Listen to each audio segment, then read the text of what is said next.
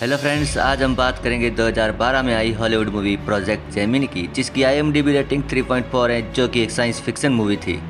Movie की शुरुआत में हमें एक न्यूज़ रिपोर्ट दिखाई जाती है, जिसमें बताया जाता है कि एक वायरस के कारण अब पृथ्वी को इकोसिस्टम खराब हो चुका है। हालांकि दुनिया भर के साइंटिस्ट इसे ठीक करने की कोशिश कर रहे हैं, पर कोई खास असर नहीं हो रहा है और ऐसा अनुमान है कि जल्द ही पृथ्वी इंसानों या किसी भी प्रकार के जीवन के रहने के लायक नहीं रह पाएगी। अगले सीन में हमें डॉक्टर स्टीव दिखाए जाते हैं, जो कि प्रोजेक्ट जेमिनी को लीड कर रहे हैं। स्टीव और उनके साथियों ने एक ऐसा इनिशिएटिव ऑब्जेक्ट ढूंढ लिया है जिसके अंदर एक एडवांस इंजन है, जो किसी भी प्लेनेट के एनवायरनमेंट को कुछ हद तक हैबिटेबल बना सकता है और इसे द स्पेयर नाम दिया गया है। जेमिनी की टीम इस ऑब्जेक्ट की एक और सेम कॉपी बना लेते हैं, जिससे वह एक नया हैबिटेबल प्लेनेट ढूंढ पाते हैं, जिसका नाम है टैश। इस मशीन की मदद से डीप स्पेस ट्रेवल किया जा सकता है। अब ये प्लान बनाया जाता है कि इस प्लेनेट टैश पर जाकर उनके एनवायरनमेंट को इंसानों के लिए ट्रांसफ़र करेंगे और फिर पृथ्वी खत्म हो जाने के बाद इंसानों के लिए वह दूसरा घर होगा। अब स्टीव अपनी टीम के साथ इस नए प्लेनेट पर जाने वाला था। स्टीव की टीम में लियोना, पीटर, डेविड और रायन होते हैं। अब स्टीव की वाइफ एमी नहीं चाहती थी कि स्टीव इस मिशन पर जाए। एमी एक डॉक्टर हैं और वो इस टाइम अर्थ पर फैले इस वायरस की वैक्सीन बनाने की कोशिश कर रही हैं, लेकिन स्टीव इस वैक्सीन के भरोसे नहीं रहना चाहता था। अब स्पेस में स्टीव पीटर इंजन को चेक कर रहे थे। हम देखते हैं कि स्पेयर में कुछ है जो कि किसी को पता नहीं है। अब स्पेस में थोड़ी दूर जाने के बाद वह प्लेनेट टेस्ट के लिए जंप करने लगते हैं। इस बीच कुछ गड़बड़ हो जाती है और उनकी शिप काम करना बंद कर देती है। किसी तरह से कुछ देर के बाद शिप स्टेबल होता है, तो वह पाते हैं कि गैलेक्सी में किसी अननोन पार्ट में वह पहुंच जाते हैं, जहां उन्हें जिस प्लेनेट पर उन्हें जाना था उसका कोई अता पता नहीं था और अब उनके सामने एक नया प्लेनेट था। अब यहाँ स्टीव अपने क्रू मेंबर पीटर को कहता है कि उसने कौन से कोऑर्डिनेट डाले हैं, जिस पर पीटर कहता है उसने वही कोऑर्डिनेट डाले हैं जो कि प्रोटोकॉल में लिखे हुए थे और वह इंजन को चेक करना चाहता है कि कहीं वहाँ पर कोई गड़बड़ तो नहीं हुई। स्टीव उससे कहता है कि उससे कोई गलती की है, जिसकी वजह से उसका पूरा मिशन खतरे में पड़ गया है और वह पीटर को उसकी जॉब से हटा देता है। अब स्टीव बाकी के क्रू मेंबर के साथ यह पता करने की कोशिश करता है कि वह लोग कहाँ हैं। फिर पीटर इंजन रूम में चला जाता है और वहाँ पर का कमरा भी बंद कर देता है। कुछ ही देर के बाद इंजन के खुलने का अलार्म बजने लगता है और पीटर की लाश उन्हें स्पेस में फ्लोट करती हुई दिखाई देती है। यह सब देखकर क्रू मेंबर कहते हैं कि शायद उसने सुसाइड कर लिया होगा, क्योंकि उसने इंसानों के बचने की आखिरी उम्मीद पर पानी फेर दिया था। लियोना स्टीव को बताती हैं कि वह पिछले 8 सालों से पीटर के साथ काम कर रही हैं और वह इतना कमज़ोर नहीं हो सकता कि सुसाइड कर ले। इस पर स्टीव किसी की नहीं सुनता और सबको आगे का प्लान बनाने को कहता है। अब स्टीव इस नए प्लेनेट के बारे में इंफॉर्मेशन निकालने को कहता है, जिसके सामने वह थे। थोड़ी देर में वह पाते हैं कि इस प्लेनेट का सरफेस पत्थरों से बना है, जहां इसके एनवायरनमेंट में ऑक्सीजन भी नहीं है। अब इस इंफॉर्मेशन के बाद स्टीव अपने साथ लाए हुए इस स्पेयर को इस प्लेनेट पर प्लांट करने की सोचता है, पर यहाँ बाकी के क्रू मेंबर स्टीव को जल्दबाजी करने से रोकते हैं, क्योंकि उन्हें अभी तक इस प्लेनेट के बारे में पूरी जानकारी नहीं थी। इस पर स्टीव कहता है कि उसके पास इतना वक्त नहीं है, क्योंकि वह कैप्टन है तो उसका यह कहना सबको मानना पड़ेगा। अब सिर्फ एक क्रू मेंबर रिचर्ड को मेन शिप में छोड़ा जाता है। बाकी के सब लोग इस प्लेनेट पर जाने के लिए निकल जाते हैं। जब वह इस प्लेनेट के वातावरण में एंटर करते हैं, तब उनके शिप को काफ़ी नुकसान पहुंचता है। तेज़ तूफानों के बीच वो बड़ी मुश्किल से लैंड कर पाते हैं। अब उनके शिप में इतनी पावर नहीं बची थी कि वह वापस मेन शिप में जा सके। अब स्टीव बाकी के लोगों के साथ मिलकर इस स्पेयर को पास की गुफा में इंस्टॉल कर देता है, जिससे यहाँ का वातावरण चेंज होना शुरू हो जाता है। वहीं दूसरी तरफ रिचर्ड इस स्पेसशिप में अकेला ही था और वह इंजन रूम में जाकर यह चेक करने लगता है कि पीटर के साथ आखिर हुआ क्या था। अब तक नीचे सभी ने वो स्पेयर इंस्टॉल कर दिया था। तभी उनके पास मेन शिप से रिचर्ड का मैसेज आता है कि वह जल्दी से वापस शटल में पहुंचे, क्योंकि उसे कुछ पता चला है। शटल में वापस आने पर रिचर्ड उन्हें एक वीडियो भेजता है, जिसमें पीटर ने एक CCTV कैमरे बंद किए थे, तब खुद को रिकॉर्ड किया था और कह रहा था कि वह सबको कुछ दिखाना चाहता है कि उसने कोई गलती नहीं की थी।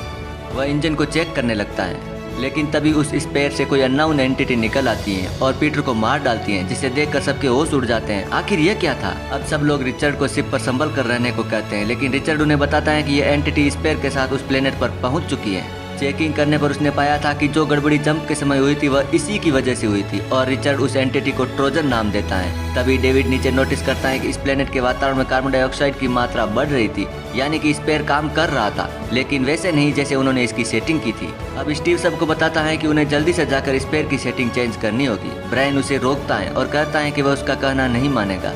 जहां वह बाकी क्रू मेंबर को बताता है कि उसने अर्थ के पास की रिकॉर्डिंग को चेक किया है, जिसमें उसे पता चला है कि स्टीव ने उन सबको इस स्पेयर के बारे में बहुत सारी चीज़ें नहीं बताई है। दरअसल इस वीडियो में उस टाइम की रिकॉर्डिंग है जब स्टीव अर्थ पर इस फीचर के बारे में रिसर्च कर रहा था और एक दिन उसने इस इंजन में से एक एंटिटी भी दिखाई दी थी। उसने इसके बारे में किसी को भी नहीं बताया था। और इसी एंटिटी ट्रोजन के कारण अब पीटर की डेथ हो गई थी। अब सब लोग स्टीव पर काफ़ी गुस्सा थे। अब रेयान ये कहता है कि अब वे लोग अपनी जान को दांव पर नहीं लगाएंगे और इस गुफा में कोई नहीं जाएगा, लेकिन स्टीव वहां जाना चाहता था क्योंकि अगर इस स्पेयर की सेटिंग चेंज नहीं की तो जल्दी इस प्लेनेट का एनवायरनमेंट ऐसा हो जाएगा कि यहाँ इंसान कभी नहीं रह पाएंगे। स्टीव अपने एक करीबी क्रू मेंबर डेविड के पास जाता है और उससे कहता है कि उन्हें इस वक्त अपनी जान से ज़्यादा करोड़ों पृथ्वीवासियों के बारे में सोचना चाहिए। अब डेविड मान जाता है और स्टीव और डेविड वापस उस गुफा में जाते हैं।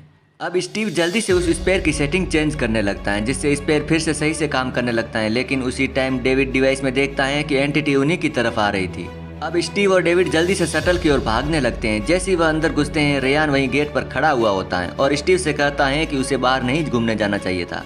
अब ट्रोजन एंटिटी उनका पीछा करते करते शटल तक आ चुकी थी, जिससे हर तरफ अलार्म बजने लगते हैं और वहाँ उन्हें कुछ हलचल महसूस होती है। अब लियोना भागते हुए बाकी के क्रू मेंबर के पास आती है। अब वो देखते हैं कि एंटिटी अंदर आने के लिए उनके शटल के एक चैम्बर को डैमेज कर देती है, जिसकी वजह से इनके सीसीटीवी कैमरा काम नहीं कर रहे थे और इनका कांटेक्ट भी रिचर्ड से टूट जाता है। अब स्टीव ये नोटिस करता है कि ये एंटिटी उन्हें फॉलो करके उन्हें मार सकती है, इसलिए वह सबको एक प्लान बताता है कि उन सबको अलग अलग होकर शिप में जाना होगा, जिससे वह एंटिटी उनके पीछे आए तो वह इस शिप से बाहर निकाल दे और फिर अंदर से लॉक कर दे।